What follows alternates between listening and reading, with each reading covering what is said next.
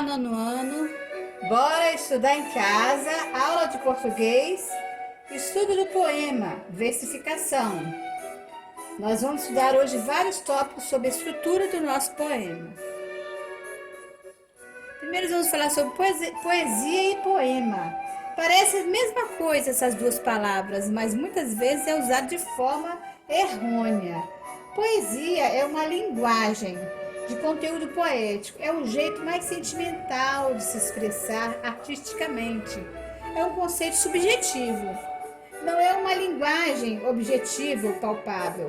Pode aparecer em todos os gêneros literários. Por exemplo, então a poesia não está presente só no poema, ela está presente em vários outros gêneros literários também, como no contos, nos romances, etc.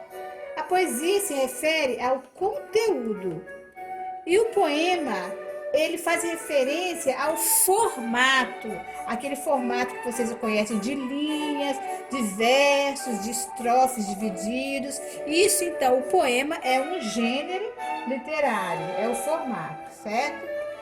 O poema ele pode ser classificado de acordo com os seus versos. Os versos de poema eles são divididos em sílabas poéticas, ou mesmo chamado de sílabas. E também as sílabas por posição, eles são classificados por sílabas poéticas, ou por sílabas tônicas e sílabas átonas.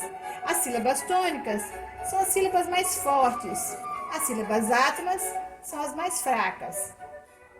E também as sílabas poéticas, elas são diferentes de o que é uma sílaba dividida como gramaticalmente, como vocês aprenderam na escola, tá? A sílaba poética é diferente de uma sílaba gramatical. Vocês aprenderam a dividir desde a da primeira série.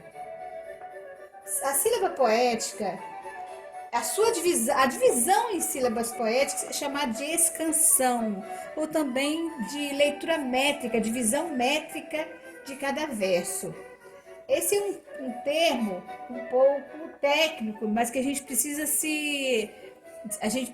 aprender esse novo vocabulário para você estudar sobre poemas, porque literatura vai ser uma próxima matéria que vocês vão estudar aí no primeiro ano.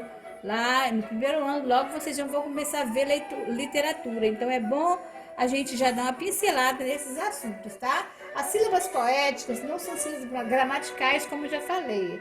Elas são divididas dependendo da sonoridade ou entonação. Olha a diferença desses dois versos aí. É o mesmo verso, porém em cima é a divisão por sílabas poéticas. Embaixo é a divisão por sílabas gramaticais. Perceba que aqui, no da e ao, você lê dau.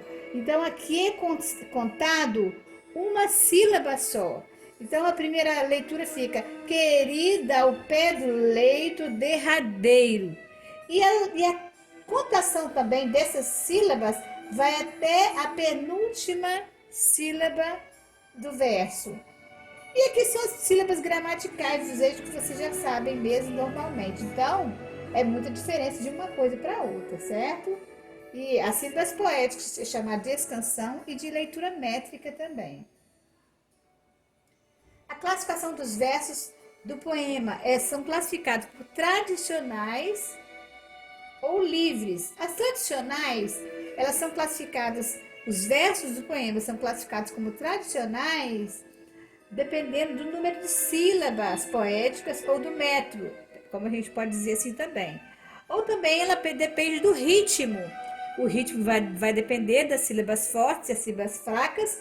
Perceba nesse trecho, nessa estrofe do poema Valsa de Casimiro de Abreu.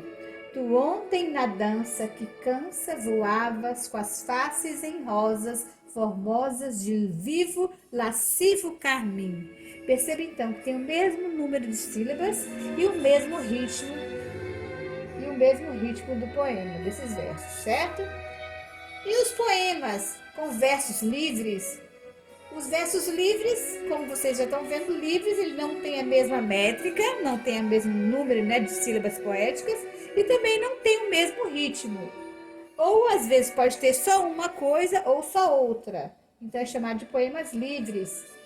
Veja esse essa estrofe do poema Flor que não dura, de Fernando Pessoa.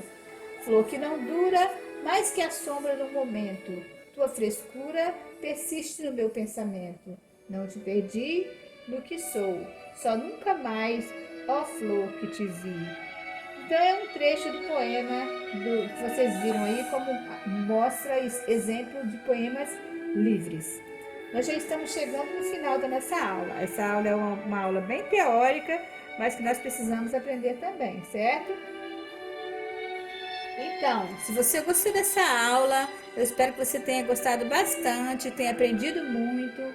Um grande beijo para você, dá um joinha e até a próxima. Tchau!